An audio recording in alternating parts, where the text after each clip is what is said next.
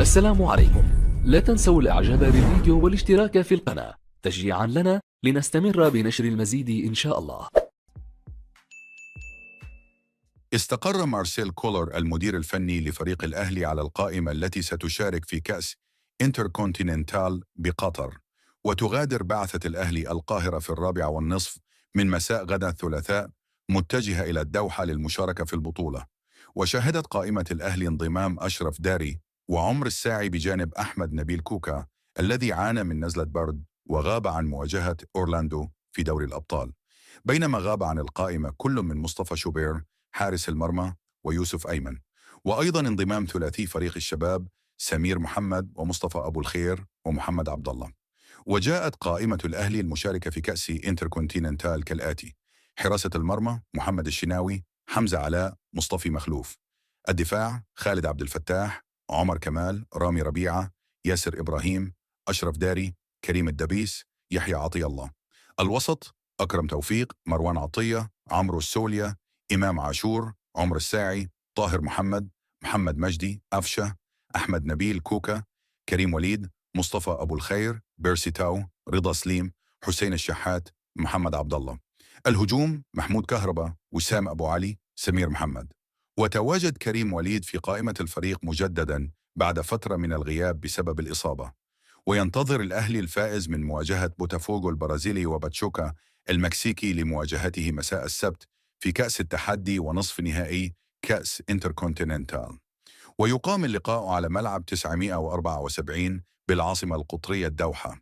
ويلعب فريق بوتافوغو وباتشوغا في تمام 7 من مساء الأربعاء بدربي الأمريكتين، بينما تقام المباراة النهائية يوم الأربعاء 18 من ديسمبر الجاري على استاد لوسيل. وجه عدلي القيعي رئيس شركة الكرة السابق في النادي الأهلي رسالة إلى لاعب ومدرب الزمالك السابق أحمد حسام ميدو بشأن عدم تشجيعه للمارد الأحمر في بطولة كأس العالم للأندية 2025. وكان ميدو قال في تصريحات تلفزيونية إنه لن يشجع النادي الأهلي خلال منافسات بطولة كأس العالم للأندية، ولا يشجع غير الزمالك فقط. هذا التصريح إثار جدلا واسعا في الوسط الرياضي خلال الآونة الأخيرة.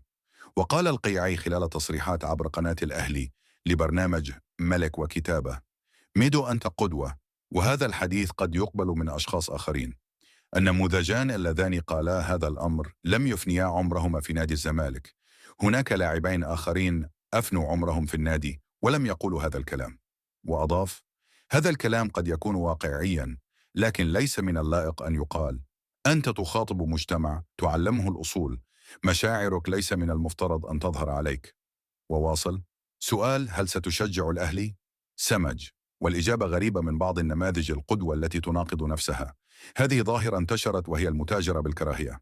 وتابع: هذه الشرارة أطلقها لاعب أراد أن يكون متواجدا على السطح الإعلامي وهو لم يلعب في الزمالك إلا سنة. قال: أنا أكره الأهلي ولن أشجعه ولا أتمنى له الفوز وهو لا يمثل مصر، فهذا يكون مع الجماهير، فهل أنت كنجم تفعل مثله؟ وأتم: أنا عندما التقيت مع ميدو في أحد البرامج الإعلامية قلت: لماذا أتيتم لي باثنين؟ الأول أحمد حسام ميدو الفاهم والعارف والذي يقول كلام الناس تتعلم منه، والثاني أحمد حسام الذي حين يتذكر أن وراءه جمهور يريد أن يلاغيه ويفقد الموضوعية والرصانة